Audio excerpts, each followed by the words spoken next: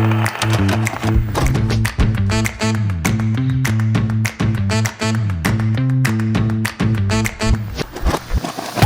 and welcome to another episode of Dr. Pundit. I'm Michael Douglas, where we talk about music, not medicine. And on this edition of the show, I'm going to be getting around to my long-awaited review of the new Beyoncé album, Cowboy Carter. So let's get right into it. Beyonce's Cowboy Carter gallops in at number 1 on the Billboard 200 albums chart dated April 13th, debuting with 407,000 equivalent album units earned in the US in the week ending April 4th. And it's the superstar's 8th number 1 on the all-genre Billboard 200 albums chart. And with 407,000 units earned, Cowboy Carter claims the biggest week of 2024 and the largest since Taylor Swift's 1989 Taylor's version, the re-recorded version, bowed in with 1.653 million units on the November 11th, 2023 dated list. Now, Cowboy Carter's launch is also Beyonce's biggest week by units since her Lemonade album debuted at number 1 with 653,000 units, mostly from traditional album sales, which tells you how far we've gone to non-physical sales in almost the past 10 years on the May 14th, 2016 chart. And the new effort also lands Beyonce her biggest streaming week ever. Now, Cowboy Carter also launches at number 1 on Billboard's top country albums, Americana, folk albums, and top album sales charts. Any way you slice it, very impressive. She's the first Black woman ever to have led the top country albums list, dating back to January of 1964 when the country albums charts began. Cowboy Carter also claims the biggest week for a country album by units earned since last July when Taylor Swift's Speak Now, Taylor's version, opened at number 1 on July 22nd, 2023 with 716,000 units. And I know it gets really confusing, especially with big power hitters like Taylor Swift and Beyonce getting into the mix. I include all these numbers to tell you how incredible the feat this album has in debuting at number 1. And I think it's an understatement to say how much I really like this album. Now, her 8th album is another exercise in reclamation and celebration. It's also deeply personal, where Renaissance paid tribute to her Uncle Johnny, a late relative Beyonce described as, quote, my godmother.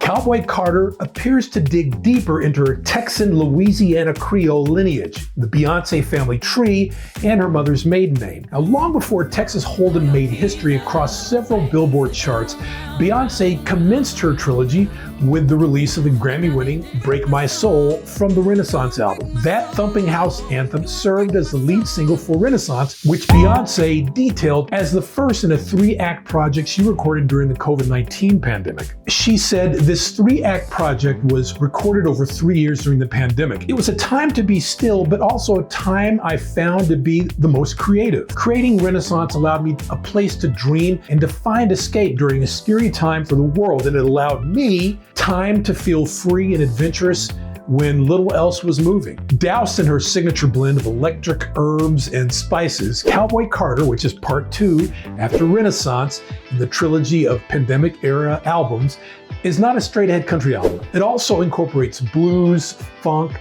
folk, soul, opera, and gritty Southern rap. And the production alone is noteworthy because it paints a portrait of richness and precision that highlights Beyonce's peerless vocal range. American Requiem is a bold track, Broadway musical of an opener on the album with deep vocal squeals and psychedelic nylon guitars framing her thematic frustration. She sings, they used to say I spoke too country, said I wasn't country enough, but if that ain't country, tell me what is. Her cover of the Beatles' Blackbird is a fairly faithful recreation, but it draws all of its power from its symbolism. Here is a poignant civil rights anthem written by Paul McCartney in 1968 and inspired by the Little Rock Nine that is shared and sung beautifully with rising Black female stars of country. Tanner Adele, Brittany Spencer, Tiara Kennedy, and Raina Roberts, names I'd never previously heard of. And by the time we get to the cool road trip breeze of Bodyguard, the boot scooting dating fun really kicks in. Introduced by Dolly P herself, Dolly Parton, Jolene, which is now a top 10 hit on the pop charts, reframes a classic, promising heat if Miss J even thinks about stepping to her man. The original Jolene was more of a plea. This one is more of a warning.